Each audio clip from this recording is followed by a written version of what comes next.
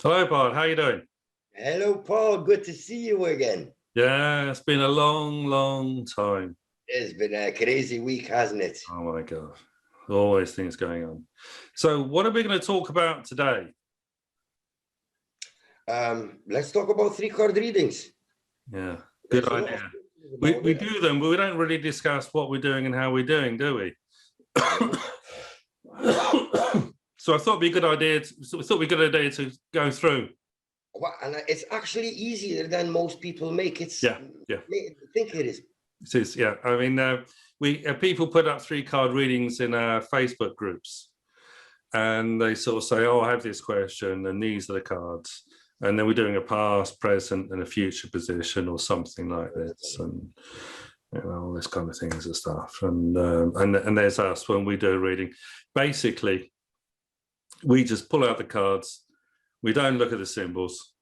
You wave in front of the screen. Yes. And we just go from there, and we say a couple of words about the meaning of each card, not even a sentence sometimes. The elements are quite important. Yeah, the elements are important. We refer to other things in there to make it more interesting. It's not 3 separate cards. It's not 3 positions. No, but this is the point, you see, is we present it as 3 cards, not 1, 2, 3. It's 3 together.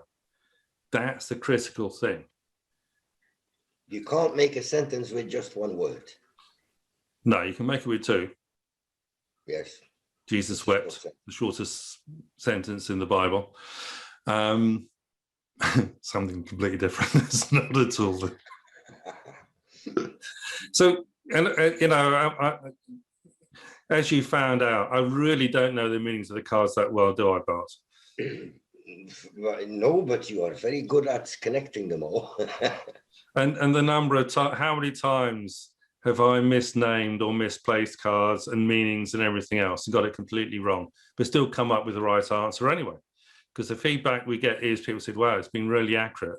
The things you said about, but I sometimes know who they are, and you have no idea who they are. And it still works. The tarot knows. You shuffle the cards, you show them up, and then we just go from there. So, and it is a very simple system that we use.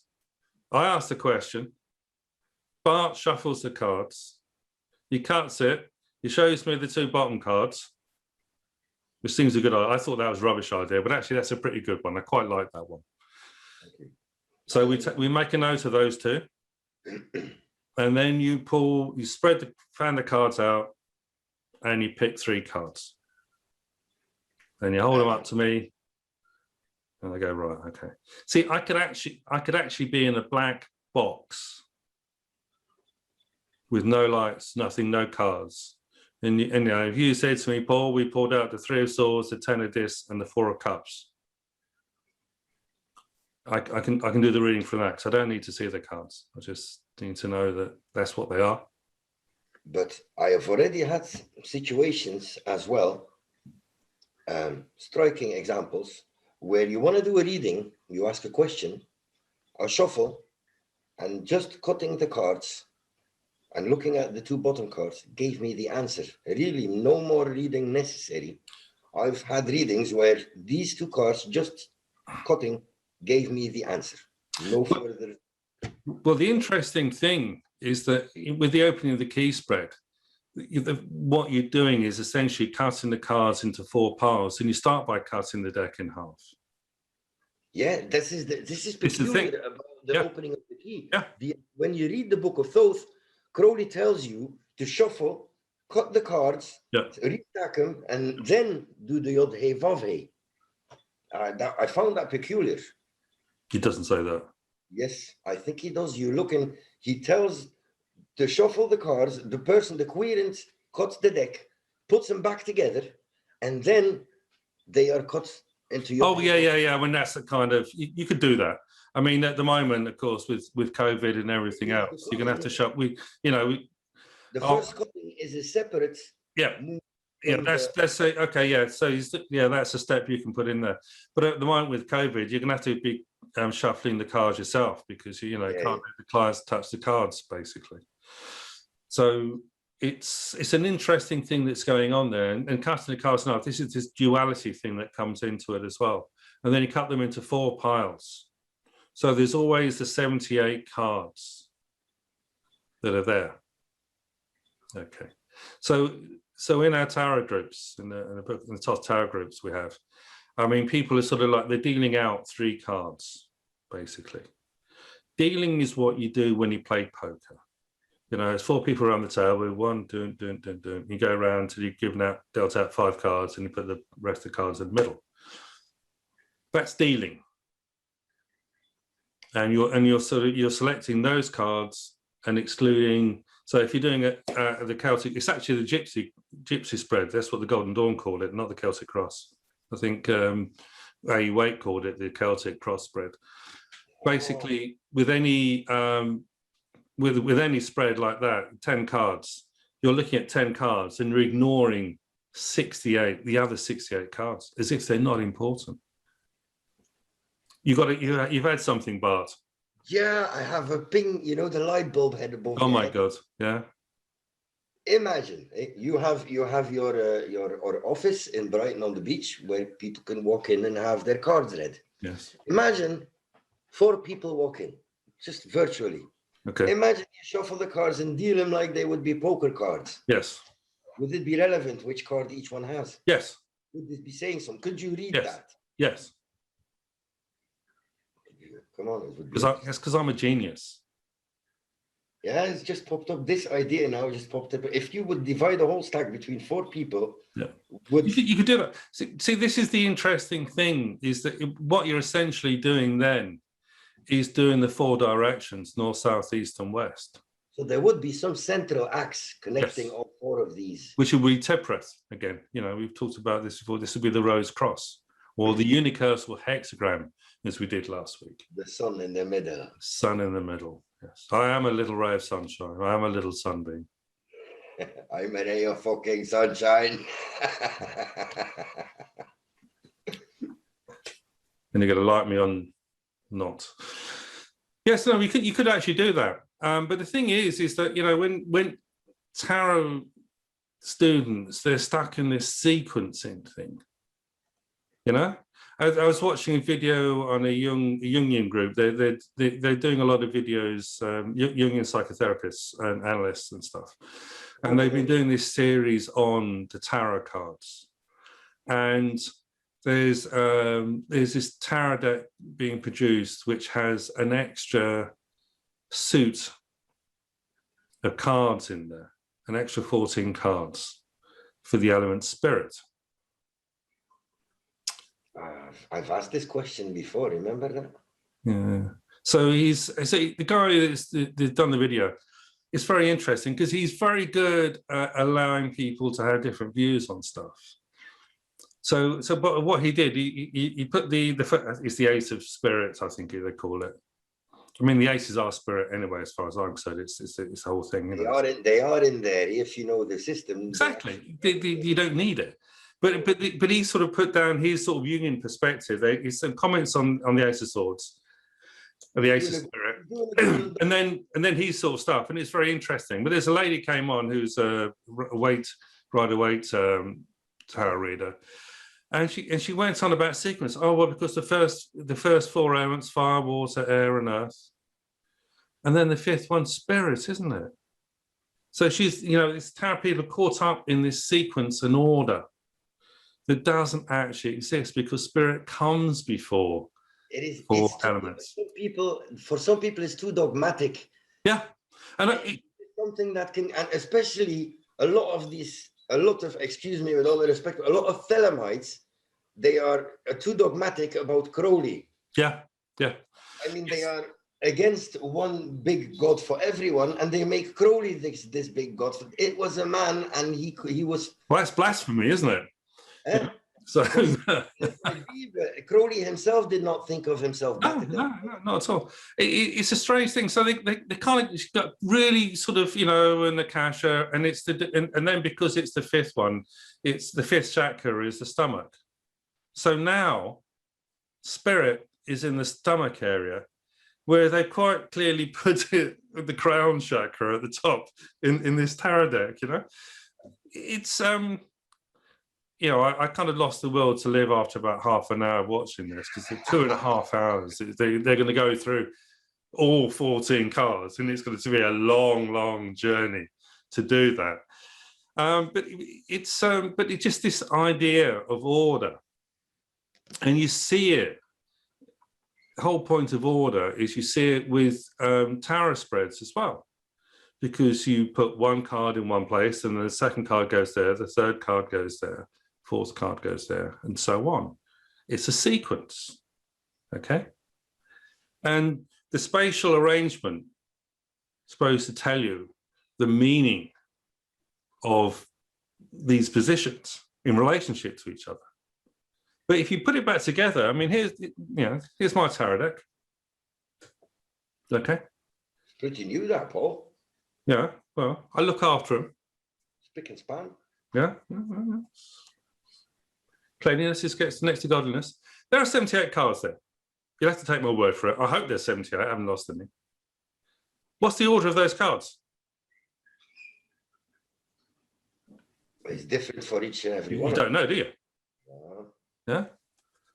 Yeah, well, I'll shuffle them. What's the order now? It's in your divine order, Paul. Yeah, we don't know, because we haven't things. So the first card, okay. Well, we presume, don't we, that we're going to take it off the top. Yeah? But why not take it from the bottom? Yes. What's the full card? There is no the full card. Yeah. So the bottom is the start. But, you know, we take it from the top because, you know, when you're playing cards, you deal from the top, don't you? If you deal from the bottom, you're doing something naughty. It's all consensus. Everything is consensus. It is a consensus. So you put the first card down, face down, don't you? Yeah? Yes. Because that's a convention. And then you put the second card down. Three of swords, there we go. And the third card, and they're going to go in various positions that we decided. But then you have to, but then you put the cards down, then you turn them over. Yeah. But some people start with one card, they put it down, turn it over, talk about it, and then they go on to the next one. Hey, Paul, come on. You must do that. When I read the cards for someone, yeah, I don't always put them with the backside up. Sometimes they give a card, and I go for a Celtic cross or something, and you put it face up, and then you go, ooh. And then they're like, what? Give me another. And then they give another one, you go, ah. They go, what? Give me.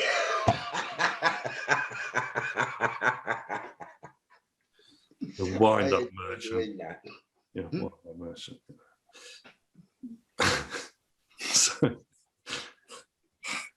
So this is the thing. So, and of course, we're Western. So which way is the arrow of time? From left to right, eh? Yeah, because that's the way we write. If you're Jewish or you're Arabic, you're going to go right to left. Yes. And if you're Chinese or Japanese, and if you're Egyptian, it can go all directions. Yeah, it can. Yeah. There's the problem with understanding Egyptian hieroglyphics is they can go in several directions. Yes, exactly. So you know, the idea of when they present these cards, you know, these three cards in our tarot groups, they're presenting it as 1, 2, 3, which is automatically putting it in a sequence, which is making separation. When actually you should just show them like that. Got the healing card next, the sick card next, the Ace of Wands. You know, so it's an interesting thing that's going on there, and of course the positions are arbitrary anyway, as we know, even from the Celtic cross. And it's what that position means to me isn't what that position is going to mean to you or your client or anyone else or your mum even. You know, it's just it's arbitrary stuff. But what you have is a sequence. Okay. So when I do the opening of the key spread, and we cut the cards into 4 piles. One, we have all 78 cards, not just 10. And we're preserving the sequence of these cards. And we're reading the cards in a sequence because you have card counting and things. So, but for every card, you can read it in terms of 3, which is the easiest thing to do. So we've just taken 3 cards in isolation when we're doing our readings. And we're not saying, is it in the water or the things? We're just 3 cards. Bart pick 3 cards, and we go from there. And we don't look at the symbols because the symbols are there for another purpose. Okay, they're not none of the symbols are to do much with what the divinatory meanings are. They coincide, but they're there for another purpose. You know, we know with the minor arcana in A. Waite's the Rider-Waite deck that it actually relates to Golden Dawn rituals.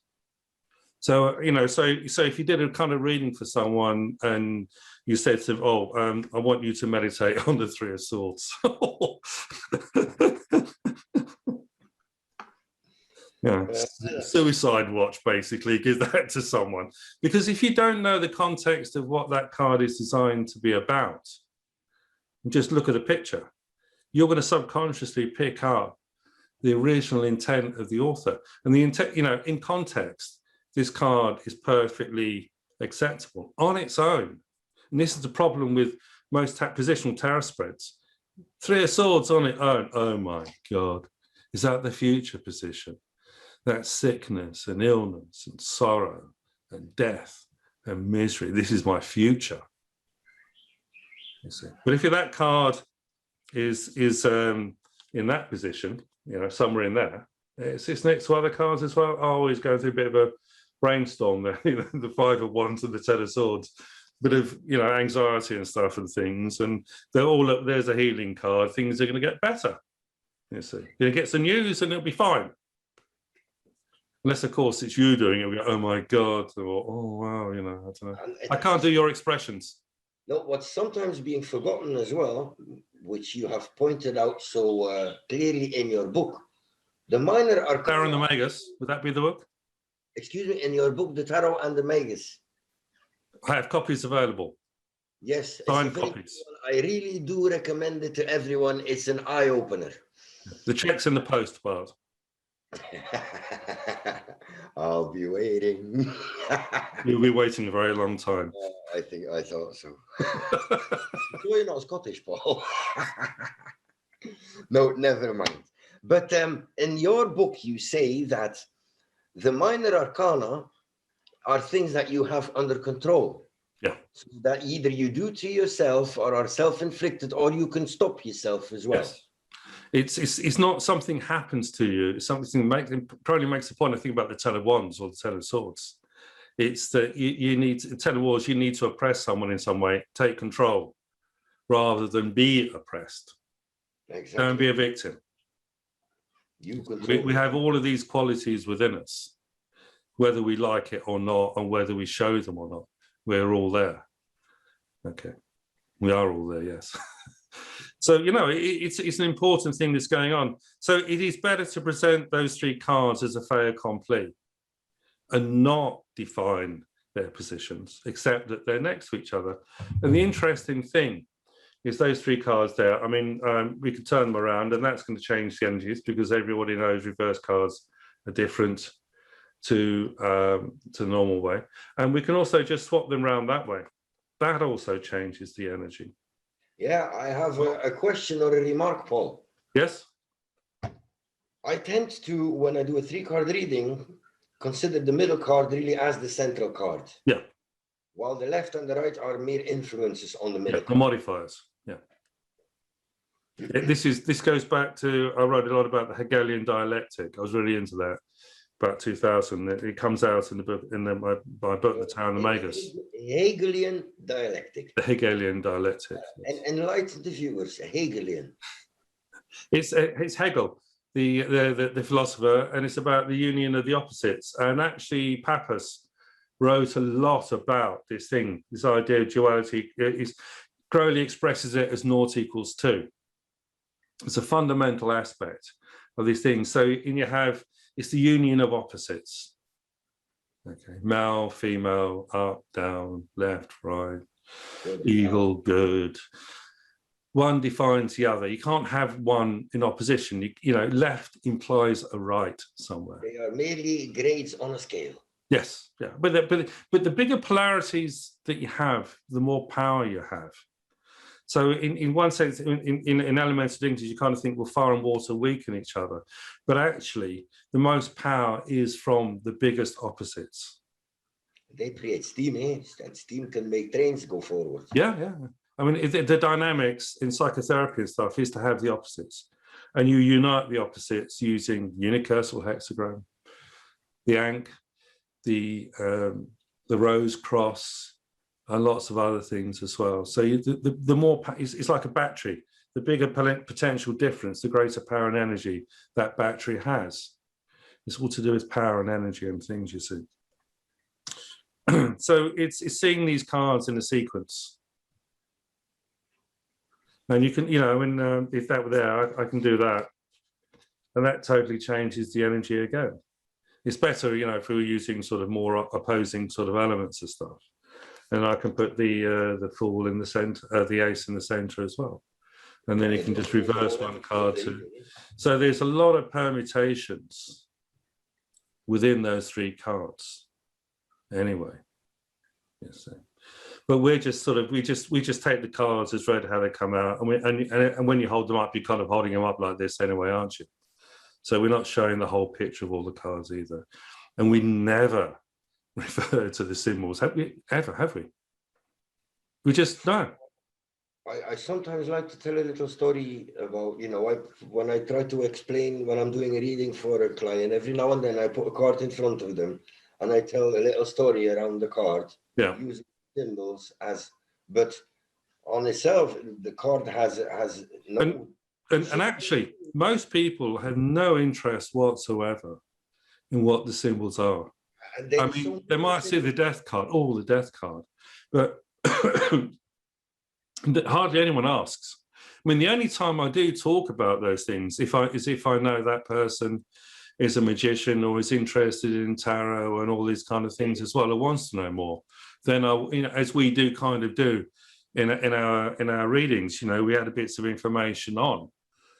But I mean, when you're talking to someone, they're not interested in the astrological and all that stuff. They just want to know: is he going to turn up? Is this guy going to come back into my life?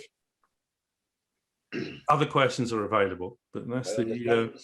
Here in this case, I'm telling you, yes, I do sometimes use the image of the cards to elaborate my explanation, but I do this of my own. I never had a client asking me, exactly. What does that mean? They're not going to ask for technical reasons. They don't. It's just not going to happen. So I guess to finish up with today, let's just grab 3 cards, Bart. Give them a shuffle.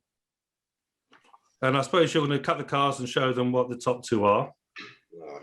And let's just see what comes out.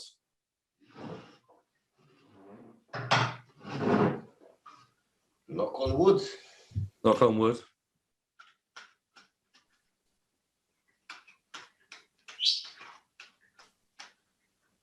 What does the birdie know? I have no idea even what to focus on. Doesn't matter. Let's just... No worries. We're doing one. This is a questionless question. 6 of Wands victory. Fantastic. Wow. The moon, Pisces. So fire and water. Yeah, well, we're in Pisces now, aren't we? So this is a relevant thing. I like the sound effects.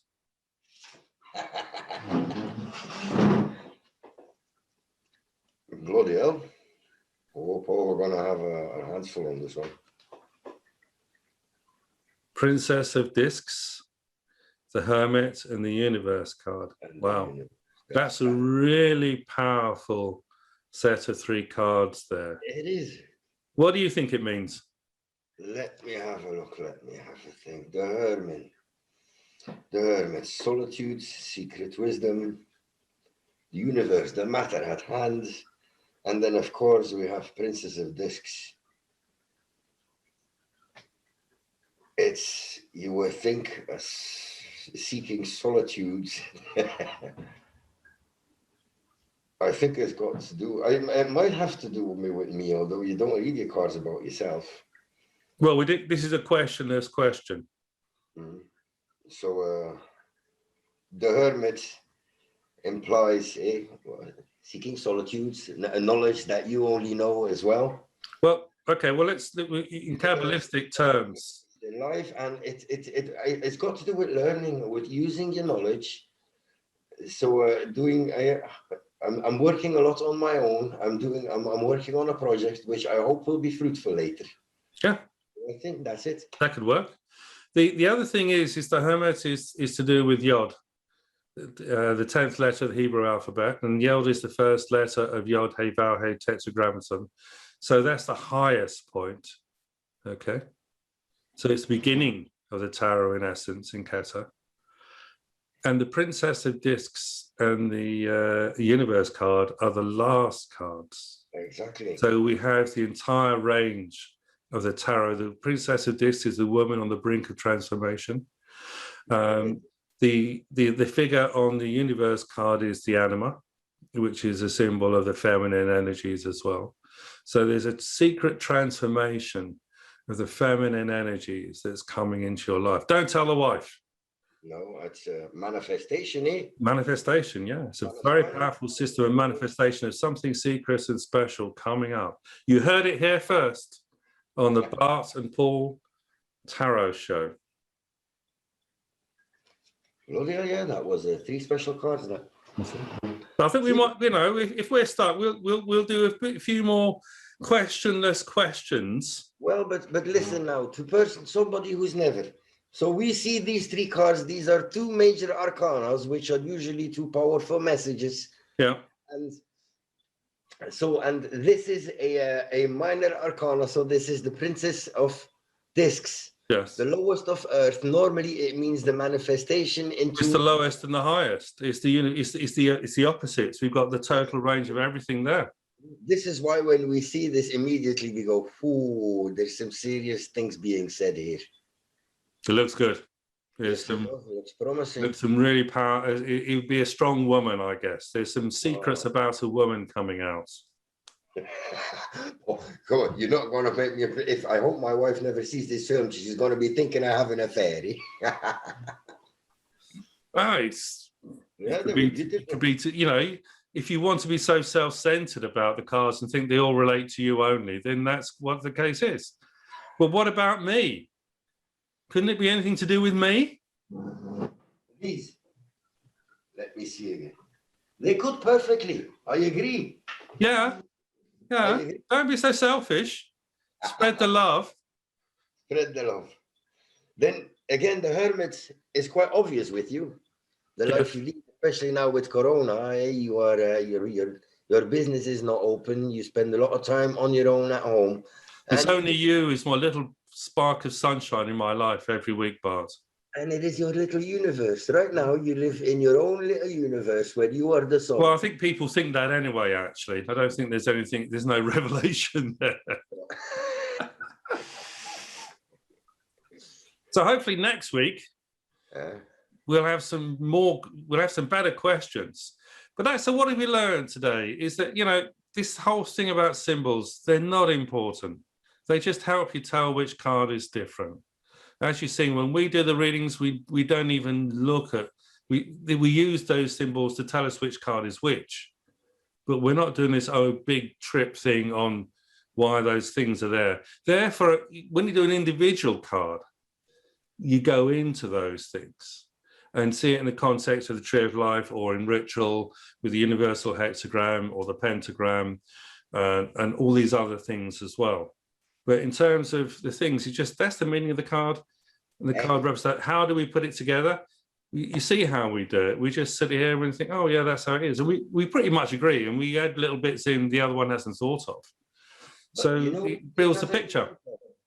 when you see people interpreting cards and stuff, I have respect for everyone, and a lot of people do it a lot better than I probably do. I agree with that. But what I do have when I see a reading, I tend to make it as short as possible. Some people manage to write like pages about a 3-card reading, which is true. Everything they say is true, but the core of the message can be said in a sentence. All the rest is mere elaboration. Yeah, This you gotta, and it comes because of that. But the core is usually something that can be synthesized yes, in 1 or 2 sentences. yes, and sometimes people actually ask for a précis or a summation of the reading too. They have to give. So it's just be confident. Don't worry you don't know the meanings, because we don't know. It's what people say the reason why they put the symbols on, and is what they're really doing, and they're 2 different things half the time. So I wouldn't worry about it. And you have to look for wisdom in your folly, which means it is best when you look at the cards. I have a son, and when he was little, very often, just out of curiosity, I showed him a tarot card and I asked him, what do you think this card means? What vibe do you get? And then he gave his, and I do think this is a good way of looking at the cards as well. It's what everything has been measured out to pass a message. Yeah. And the message at this moment is what you give to that client. That's it. It's not the meaning of the cards. It's a meaning at that moment with what you know and with the person who's having the reading is. Jean-Paul Sartre, the French philosopher, said, dans le monde, il n'y a pas de vérité, il n'y a que des opinions. There is no truth, there's only opinion. Yes, we're giving opinions. If you go to a doctor, what does he give you? He diagnoses and gives you an opinion. And if you don't like it, you go for a second opinion somewhere else. They're just opinions. Yeah. Next week, we are going to do all about Aiwass. Okay. Aiwass is they call him the praetor-human entity who dictated the Book of the Law to Aleister Crowley. And in the Book of Thoth, uniquely, there is an invocation to Aiwass. So we're gonna do an investigation into the mystery of Aiwass in the Thoth Tarot. I hope you like this. Give us some likes, subscribe if you haven't. And if you've got a question or want us to talk about a particular thing in tarot, send us a message either on here or on our forum. We have our own Thoth Tarot forums. They're the only 2 Thoth Tarot forums on Facebook, and we like each other. We're friendly. We're not enemies, as you know. It's really weird, very strange that. And if you want a reading from me, get in contact as well. And hopefully, we're bringing these out about 5 o'clock every Friday at the moment. And we'll have a new edition next week on Aiwass with a question. We don't know what the question is, but hopefully someone will give us one. Anything else, Bart? Have I covered everything? No, I'm just hoping that we will end up with a good question next week. So do I. Do your research on Aiwass. I will.